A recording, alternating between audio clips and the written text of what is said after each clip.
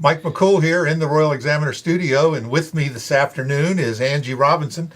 Angela Robinson, if you look on the ballot, she's running for North River School Board candidate. So, Angie, it's great to have you here. We're having all the candidates come on and talk to us as time goes by. So it seems like we're having a trouble at the very beginning to find any candidates, and all of a sudden now we got quite a few. So, which is good. Yes, absolutely. So, what made you decide to throw your hat in the ring?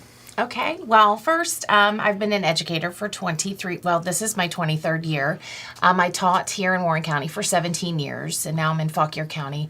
My husband is born and raised in Warren County, in the North River District. My in-laws and all live there. And we just talked about it, and we are very passionate in seeing Warren County progress into the future. My stepson is a student at Skyline Middle School. And so we just thought, let's try that out. My family works for the school system, and I hold public school very close to my heart. So, what do you see as some of the issues that we've had that you would like to change or add to or make a little more positive, maybe? Sure. Well, I would like to see us come together with the COVID pandemic. It's been very difficult for everyone, and I understand every parent's stressors with masks and vaccines and all of that. I just want us to start working together as a community to find a way to get our children educated. I know with the state bringing the mask mandate down, it has made it difficult for all school boards to handle the situation. I think we need to start moving past this piece. Trust me, I didn't want to wear my mask when I went back to school either, but things changed.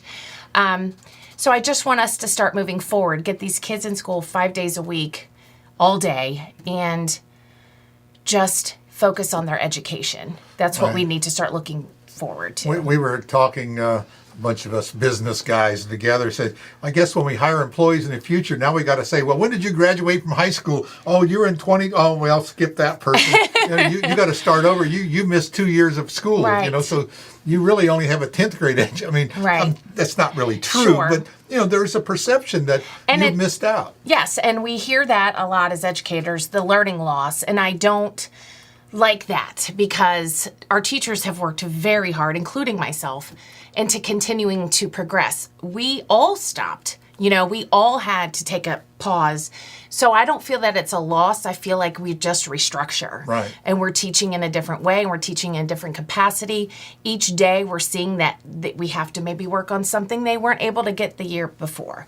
So we're just changing the way we teach. And I think that that's a huge part that if I was a member of the school board, being an educator, I could help other members understand when it comes to discussing the standards or assessments or spending money on assessments or things like that, understanding what would be beneficial. Well, the ones that write the rules aren't necessarily follow the rules because and that's always something you say. That's what we say about our congressman. If you ever had to live by what you passed, you wouldn't be passing these laws, Right. And I think that's one thing about probably the school board's the same way.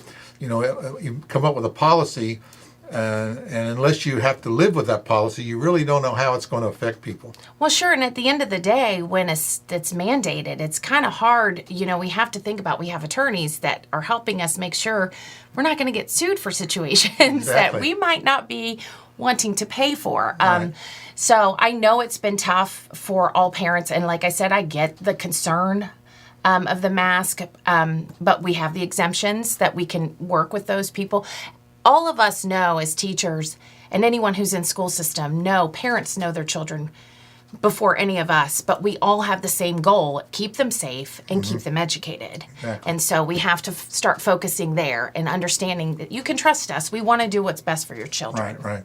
It's funny you mentioned something about some of the children missing out, but they're like sponges, and it's amazing. You could miss several months and literally in a couple weeks make that up with the right attention and the focus. Because if the kid wants to learn that, that's probably the reason for some of these block things. That the objective-based learning, basically, let's learn a skill.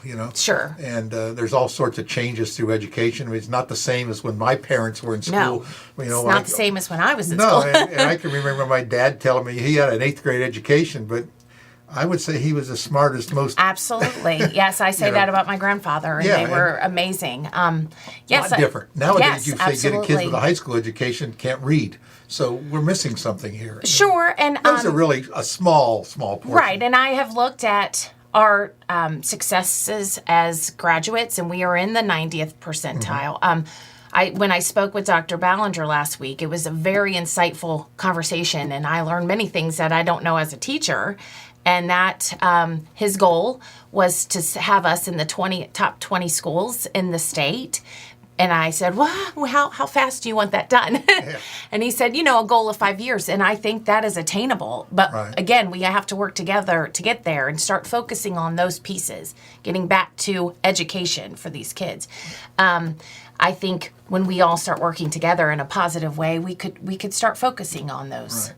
When Dr. Ballinger tells you that, he has track records to show you. Because I think if I recall a conversation with him in the past, he did that in his Oklahoma schools. So he knows how to do it. Right. I mean, he was a principal and a superintendent, That's and, right. And like all at the same time. He's done a lot of those things. Right. So I think the school board made, and he takes a lot of flack. So we're going to give him a bunch of credit here. Yes. It's a But tough job. It's a tough job, but he needs a school board that can, work together at the same time, question things, Absolutely. and make sure that the community is being represented by the school district. And I think it's like any government, if they're working together, then there's that Right. synergy that Absolutely. we get a lot more done when we work together. Yes.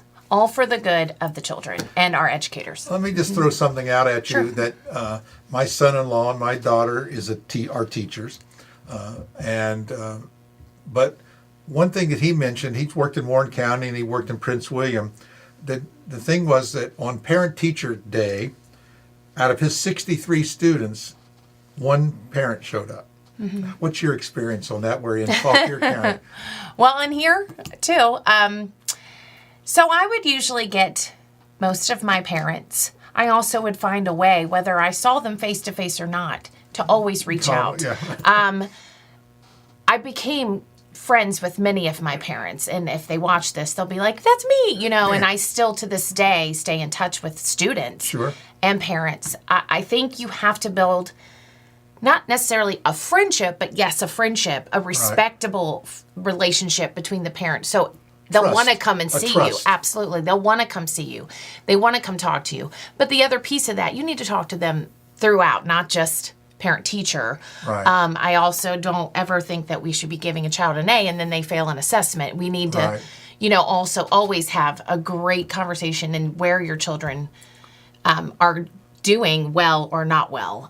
I've always been very good at being open Yeah, well, and that's good. honest. Well, and that's true. We need to develop these relationships Absolutely. with in anything. So I take it then you're not a proponent of everyone getting a trophy for showing up.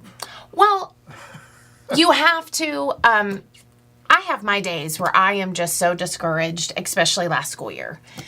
And thank goodness one little thing would boost me back up Yeah, on, it okay, you can do this. Now, I don't think that we need to, as you say, the trophy piece, but we also need to think my stepson is a very smart child. And I'm not just saying that. He's a really smart child.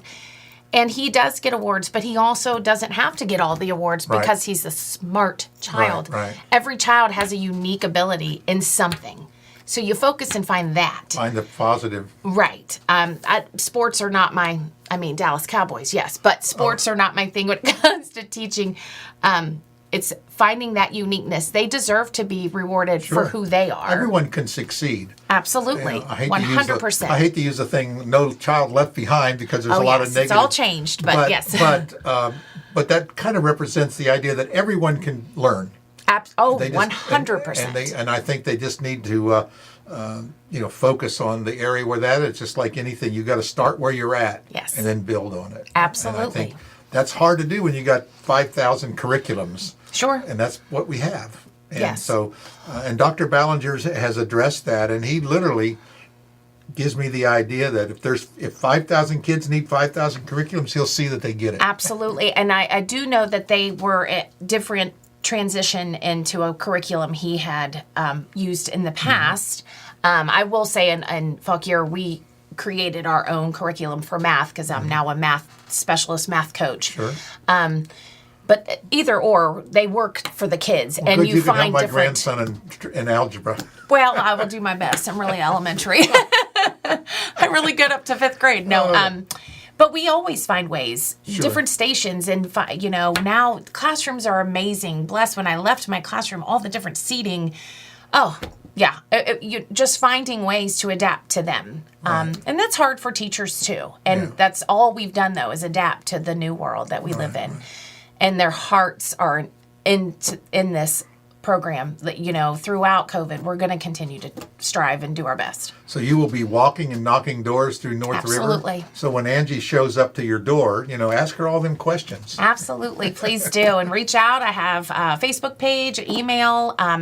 There's a phone number you can call if I don't answer you during the day. I'm working, but and we'll put her contact information below the video here so we can get a hold of you. But it's a lot of work as a school to do it right. Takes a lot of work. Absolutely. But it's my love.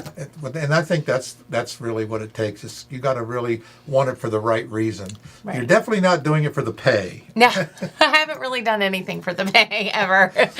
But it's great. I'm just glad that people are coming to work out, to participate in the process. Absolutely. And I think you should bring a good perspective, a different perspective than say other ones, being on the inside, so to speak, but at the same time recognizing, and maybe it's good that you work in Fauquier County.